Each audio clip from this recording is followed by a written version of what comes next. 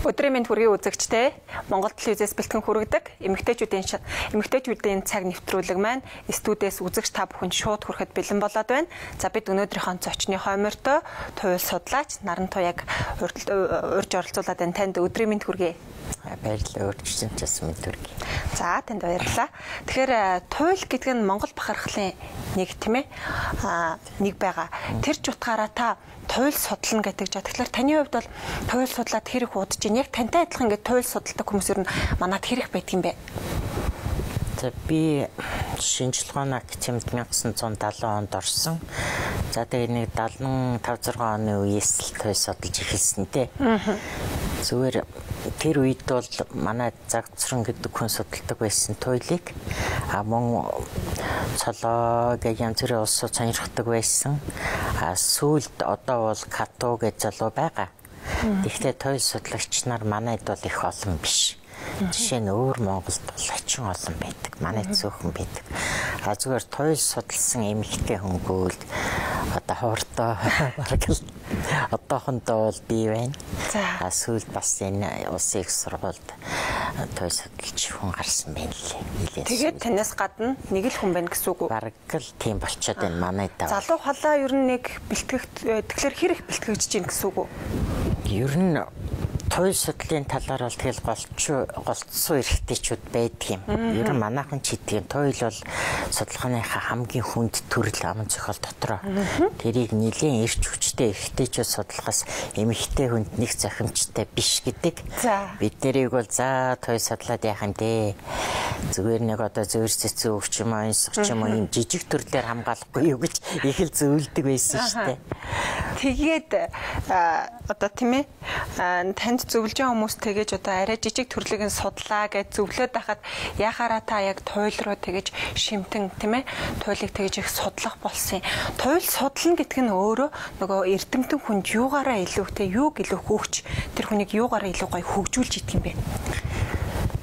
Тэр тухайн цаг үедээ бол ч одоо энэ тийм зорилгоор судалж ийн гэж бид нар нэг тооцдоггүй байж ийлтэй. За.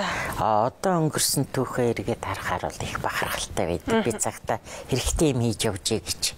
Яагаад гэвэл өнөөдөр бүх Монгол турхтан одоо өнөөдөр чинь хой талд чинь нуур талд маань ч биш хөрш орнууд маань бүгдээрээ үндэснийхээ одоо энэ Монгол үндэсний чинь соёл их булаацалдаг болсон биз дээ.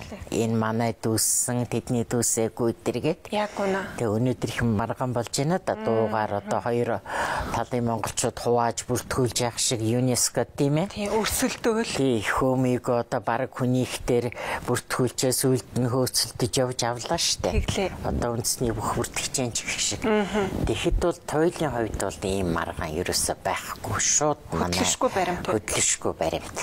За энэ нь одоо гавьяан юунда байгаа юм гэхдээ зэрэг манай Дамжисран багш гисрийн тууж гисрийн туйл гэж судалж ирсэн.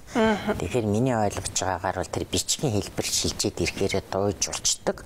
Амаар хайлж байгаа хэлж байгаа нь бол туйл гэж нэрлэгдэх юм байна гэж би бол өөрөө үздэг юм л да. Тэгэхээр тэр Дамжисран багш их гавьяа байна. Тэрнээс өмнө Владимир Цуг зөвлөлтөд эрдэмтэн судалж ирсэн шүү дээ. За сүүлд манай Загцрангуй эднэр энэ баруун аймаг хаалгах төв хаалгах эднэрээр яваад маш их материал цуглуулсан байхгүй юу. За тэр бүх материалын нэгтгээд одоо Монгол туйлын бүртгэл гэж би 78 оны үед үлдээ гаргаж ирсэн. Тэнд бол 280-аад туйл бүртгэгдсэн.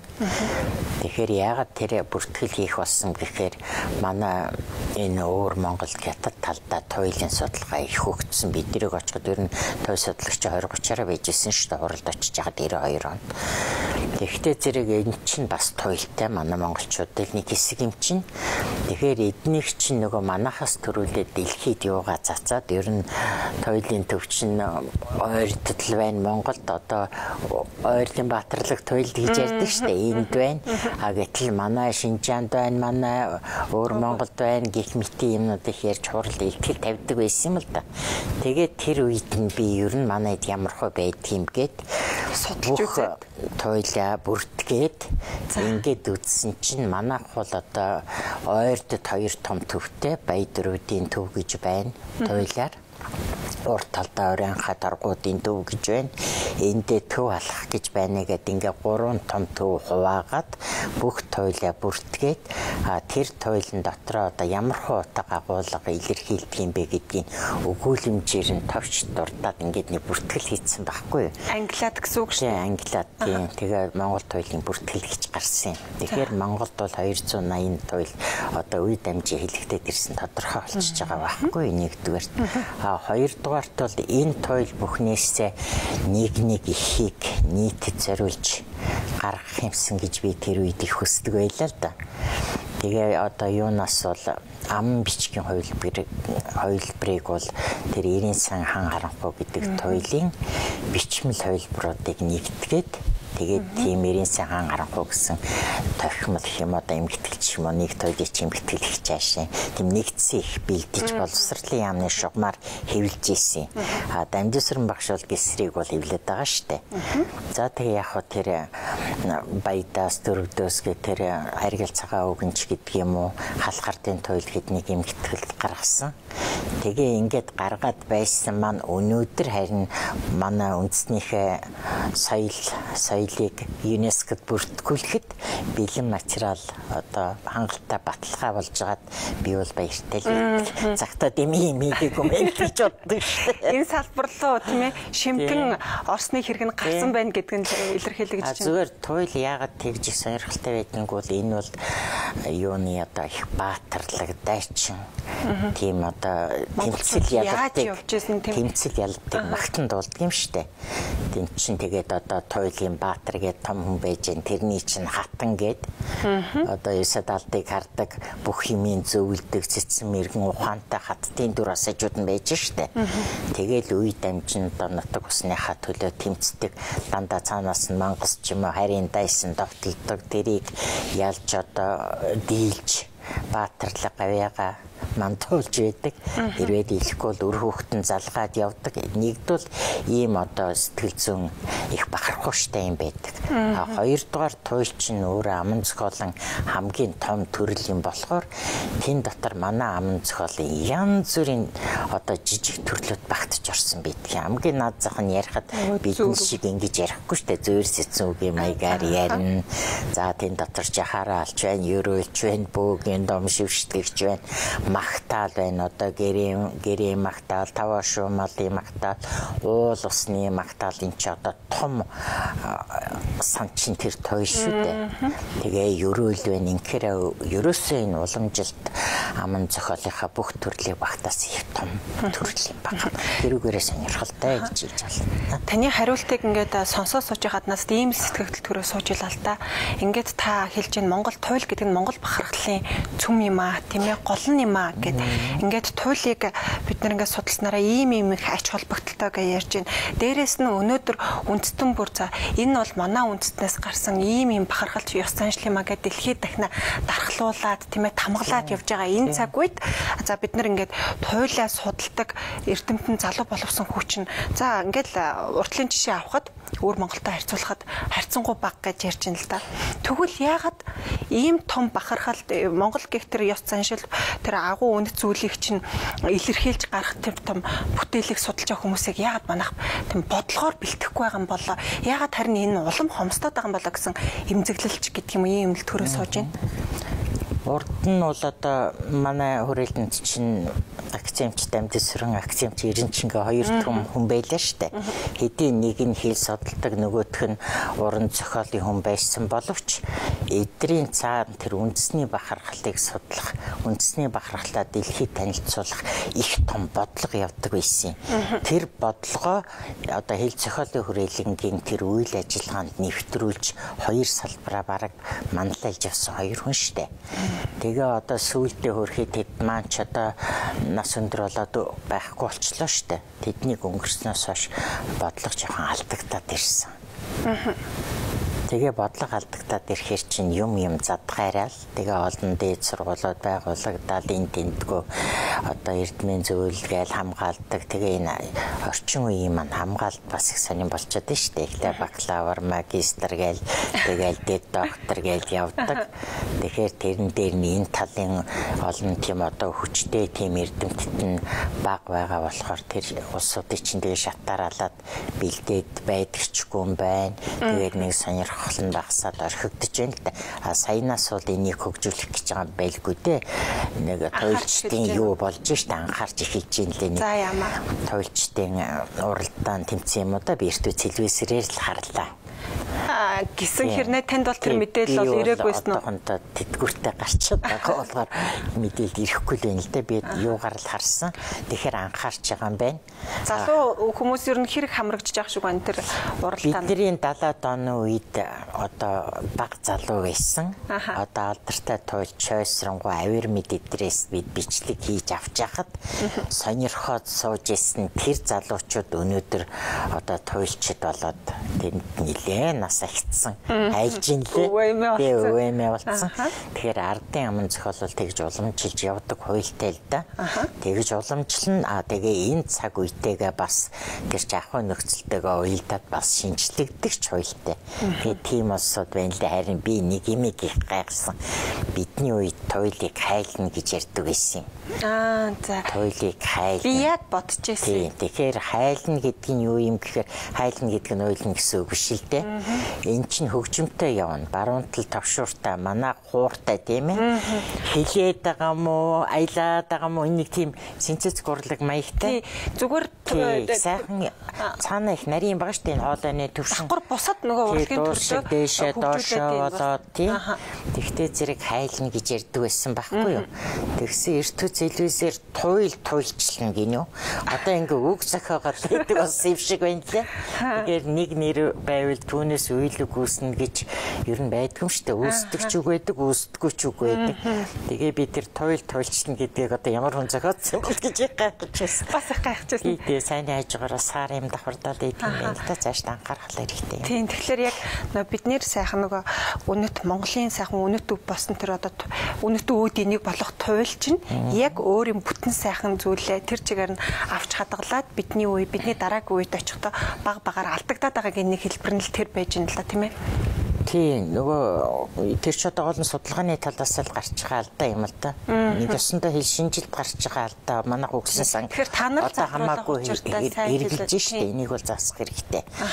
Туйл бол яг өөрөө хөгжлөө дагаад хөгжиж явдаг дотроо бол нийгмийн олон үе шатыг үзүүлсэн байд би. Эртний хэлбэртэй туйл гэж байна. Тэр нь бол голдуу дамгцын төвшин дээр гарсан туйлууд байдаг. За мөн 13 4-р зууны ч юм уу одоо үед үүссэн байх гэл жангарыг таамаглаж штэ. Ягаад гэвэл эн чинь одоо нэг гүрэн улс байгуулагдаж байгаа тухай хүлж байгаа штэ. Хаадаа юутай. Тэгэхээр энэ үгээр нэг тооцоод үздэг байхгүй юу. За гисэр бол бас арай эртний 16 хавцааж байна уу. Тэрнээс арай өмнө хинч байна уу гэх мэт.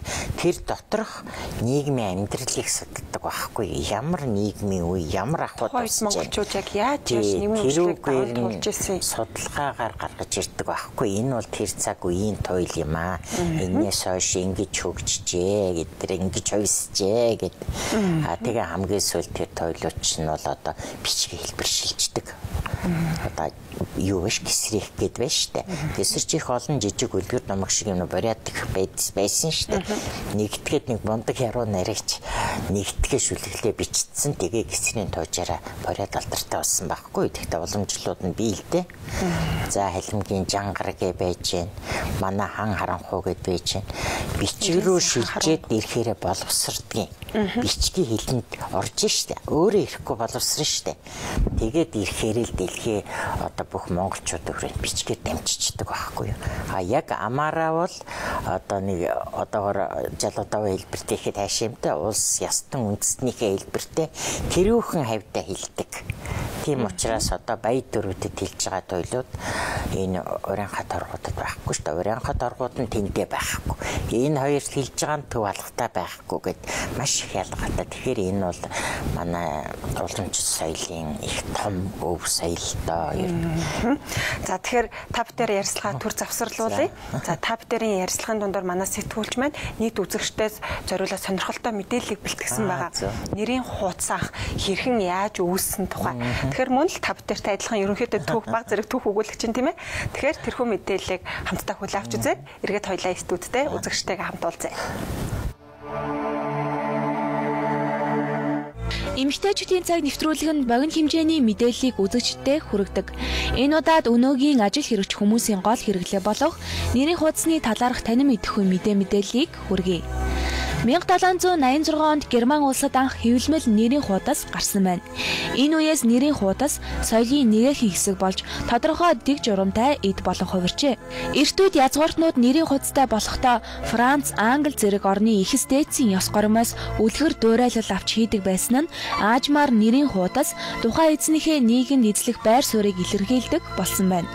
Ялангуяа энэтхэг хятадын худалдаачид нийтийн тооллын 2 онд байнгын харилцаатай байх сонирхолтой хүмүүстэй хаягаа цэвэрхэн цаасан дээр маш гоёор бичиж үлдээдэг байж. Энэ нь аажмаар Европ дахинд дэлгэрсэн гэдэг. Нэрийн хуудас солилцохдоо томхон алдан тушаалтан эхэлж нэрийн хуудасаа бусдад өгдөг бол гэрийнхээ дугаарыг нэрийн хуудсан дээрээ бичиж болдгоёг анхаарах хэрэгтэй.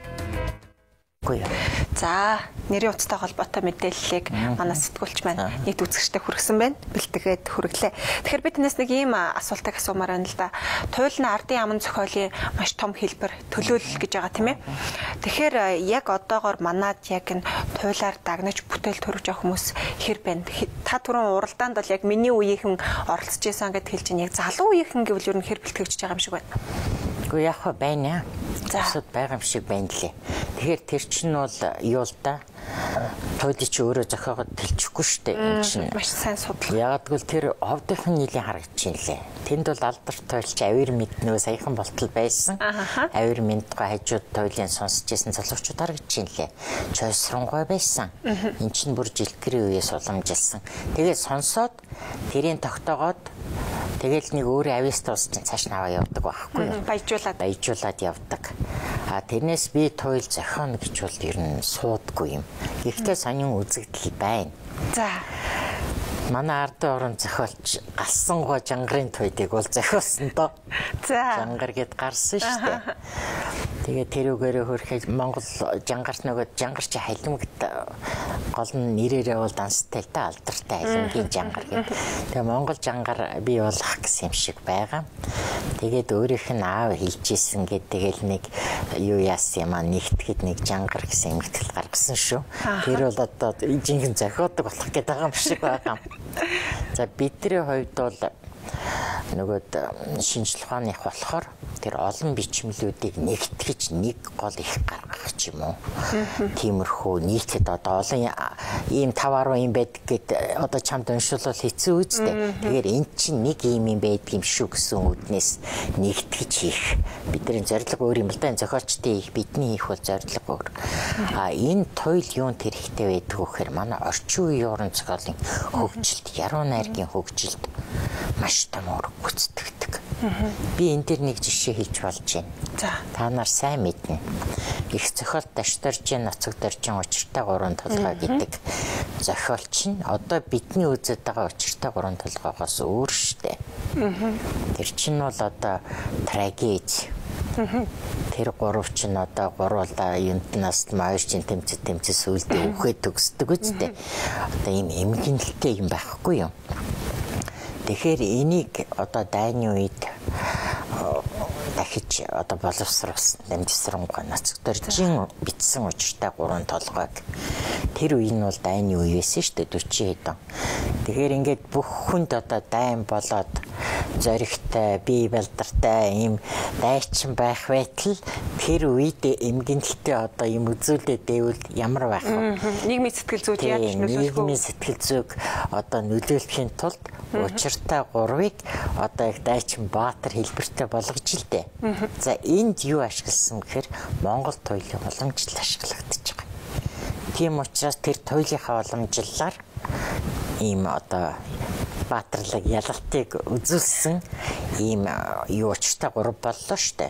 Тэгэхдээ энэ дотор дамжисрамгаа бол тэр хамаагүй юмын өөрчлөөгүй. Нацаг доржин шүлгүүдийг аваад за нэг юм бол хассан. Тэр нь одоо ингээд баруун зүүн уул хойно нэг урт уул байна. Эндээс нэг ус урсч ингээд тайзны заслыг нацаг дорж маш нарийн заасан штэ. Тэгээд одоо дээд дунд доод 3 гэр гараад байгаа юм штэ.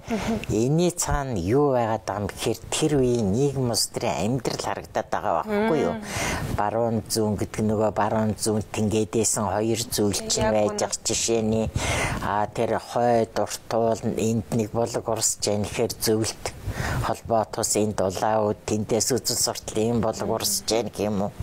За 3 гэр гэхээр одоо энэ дунд байгаа монголчууд бид вэ штэ.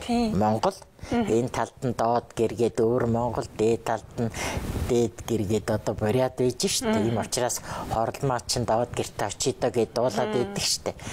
Гээд гэр нь балган болохтой зэрэг чамаг натаас уухгүй л эзэн ноёндоо хэлэн шүүгээ цаанаа хэлэн шүү гэдгээ хэлээд тэгээ энд нэг юм дүнх хийсэн харж чулуу одоо манай төр засгийнхан л байна л да. Төрийн бодлого тэрний бодлогыг хүлээгээс суусан 2 хүн гарч байгаа жишээний.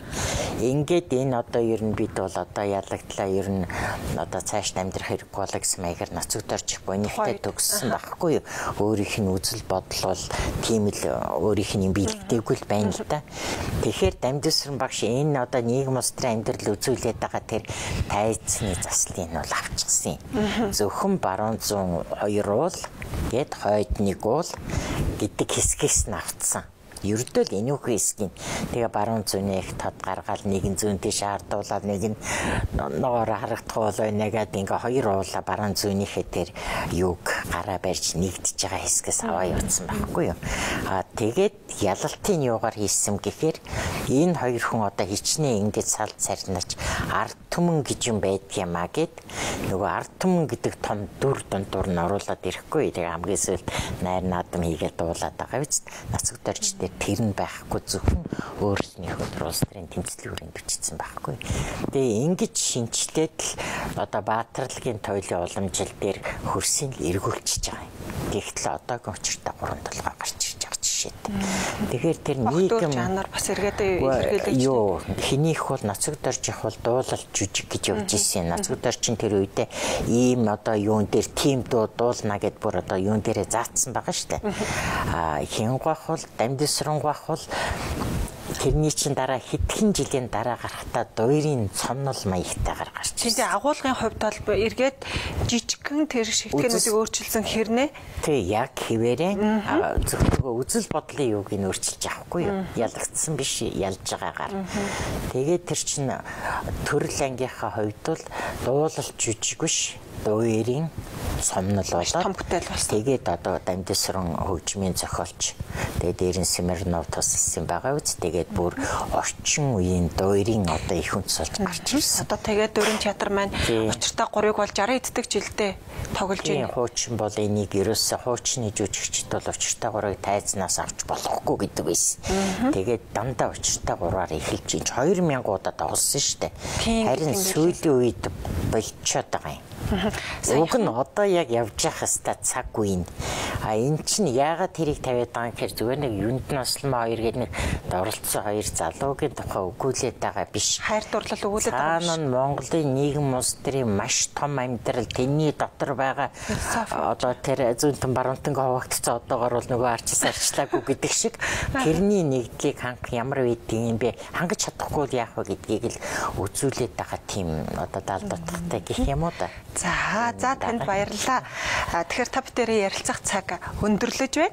Тэгээ бидний урилгыг хүлээн аваад за бидний ингээд одоо нийт үзэгчд маань маш одоо үнэтэй оюуны тийм ээ маш үн цэнтэй тийм мэдээллийг 20-30 минутанд багтааж бас тийм ээ баханч утгаа нийт үзэгчд маань хүрсэн танд маш их баярлалаа. Тэгээ таны хувьд бол Монголын анхны гэж хэлэх үү одоо туйл судлаач гэвэл Одоо яах вэ? Хамгаалснараа бол болох юм. Тийм ээ. Тэгэхээр бас миний хувьд ч гэсэн маш их баяртай байна. Монголын хамгийн анхны эмэгтэй туйл судлаачтай ингээд энэ одоо эмэгтэйчүүдийн цаг нэвтрүүлгээрээ тийм ээ дамжуулж тантай ярилцсандаа маш их баяртай байна. За баярлалаа. Та бүхэнд ажлын өндөр амжилт хүсье. Урлаг соёлын талаар цаашдаа их нэвтрүүлэг хийж байгаарэ гэж баярлалаа танд. Үзэгчдээ эмэгтэйчүүдийн цаг нэвтрүүлэг маань энд хүрээд өндөрлөж байна. За өнөөдрийн манай зочноор туйл судлаач Наран Туяа урагдан оролцож за туйл хэмээх одоо ардын аман зохиолын хамгийн том төрөл нь яг ямар учиртай байдгийг за бид туйлыг судалснараа ямар их бахархал тийм ээ ямар их үр дүн гүр өгөөжийг тийм ээ өөрсөндөө авч үлдэх гэдэг сэдвээр бидэнтэй ярилцлаа. Ингээд баярлалаа үзэгчдээ. Даваа гарагийн энэ цагтаа эргээд уулзъя. Баяртай.